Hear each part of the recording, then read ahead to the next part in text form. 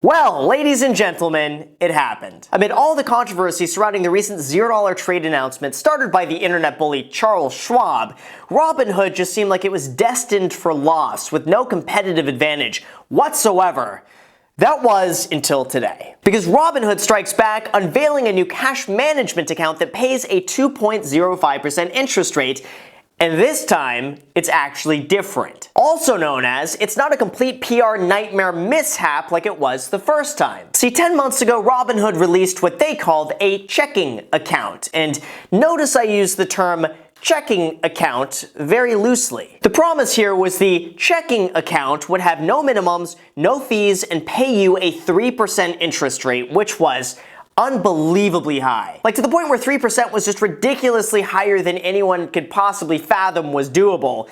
But there was a problem. Because for anyone that actually read the fine print, you would see that they're technically not a bank and their checking account was really just an extension of their brokerage account that was not FDIC insured. However, Robinhood promised that this account was instead covered under SIPC insurance, which covers investment accounts up to $500,000. So if Robinhood ever ran out of money or the company went out of business, SIPC insurance would step in to make sure that you get all your money back up to that amount. And Robinhood claimed word for word that because the checking and savings products are technically part of a brokerage account, they would be protected by SIPC like other brokerage assets. People could trade stocks and other assets through the brokerage using money in these checking and savings accounts. Now it sounds legit, kinda, sorta.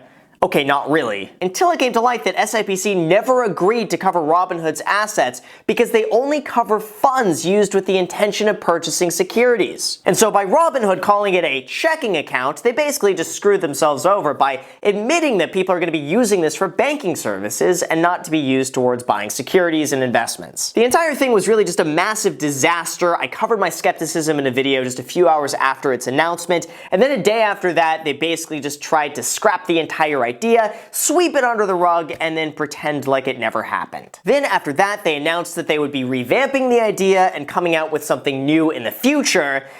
And today is now the future. We are in the future of Robinhood's future because that future is today, now. Right now. See, once Charles Schwab announced their $0 stock trading, followed by pretty much every other brokerage out there, all of a sudden, Robinhood didn't really have any competitive advantage over these well-established banks. But they were able to pull this one trick out of their sleeve that other brokerages aren't really able to offer, and it's just this, drumroll, ready for it, their new cash management account. Like I said, this is an entirely new product by Robinhood, which offers you a 2.05% return on your money. And according to the co-founder, it is entirely different and separate from a checking or savings account. Let's make that very clear. It is not a checking or savings account. It is a cash management account. So if the SIPC is ever watching, it's not that. It's cash management. Now obviously they have to make this distinction very clear so they don't get in trouble anymore, but honestly, looking at the account, I have to say it looks really, really promising. And just to show good faith that they aren't going to be getting in any more trouble with the FDIC or SIPC, they've hired on the SEC Commissioner Dan Gallagher to their board of directors. So this way they've covered all of their bases and they could show us that they're going to be following and complying with all rules and regulations. Now here's how the cash management system works. It works by pooling your money together in one place, and then it sweeps that money across other affiliate banks, which then offer you FDIC insurance. This means you can have one centralized location where you can view all of your money, even though technically it's split among several partner banks. Now in this case, Robinhood is partnering with Goldman Sachs, HSBC, Wells Fargo, Citibank, Bank of Baroda, and US Bank. All of that combined could give you $1,250,000 worth of FDIC insurance, all paying you a 2.05% interest rate. Now, of course, as we all know, the interest rate set on these accounts could fluctuate month to month depending on the interest rate set by the Fed. But I have to say, for the most part, the 2.05% interest paid is pretty reasonable, and it's really on par with what many other banks are offering, which is something I will cover very shortly. Now, in addition to the 2.05% interest that you get paid up to the $1,250,000, you're also going to be getting access to a debit card linked to your Robinhood account and issued by Sutton Bank. And according to Robinhood, that debit card will give you access up to 75,000 free ATMs, all without foreign transaction fees, no maintenance fees, and no account minimums. Meaning that Robinhood will make a little bit of money from the small transaction fee the merchant pays every single time you use a debit card, as well as probably some money paid by the affiliate banking partners. So yes, Robinhood will end up making a little bit of money from you in the process, but they offer you a lot more in return for free. And honestly, good on them for doing this, because to me it makes a lot of sense. Like last week in my video announcing the $0 stock trades, I predicted that these companies are going to be moving in the direction of banking because this is where they can end up making way more money. And evidently Robinhood was the first to really take a shot at it, and this is exactly what I predicted here. I believe this opens the door for many other companies to get into the banking business model, which is where I believe a lot of the real money is. Like, why bother trying to get $5 commissions when instead you can get someone's entire life savings under management, you could get them using your checking and savings accounts, and then eventually you can offer them auto loans, personal loans, and mortgages. Then at that time you could just make way more money. So I believe this is Robinhood's first step into providing banking services in addition to free trading. And if my predictions come true, I have a feeling they're soon going to get into the business of offering loans, debt consolidation, and maybe mortgages, which, if done correctly, they could grow to levels not last seen since Lehman Brothers. That was a joke. A bad one, but that was a financial joke. They don't need to be funny, but that was a joke. But anyway, all things considered, all of this seems pretty good, and I joined their waitlist because I want some of that 2.05% interest. And if you're wondering now how Robinhood compares with other banks and what they offer, I have to say it's decent. It's not the best, it's not the worst, it's just decent. For example, right now, the best return you can get from pretty much any bank out there overall is from VO Bank, paying you 2.42% interest on your money. You also have My Savings Direct, which offers you a 2.1% interest with absolutely no fees or minimums.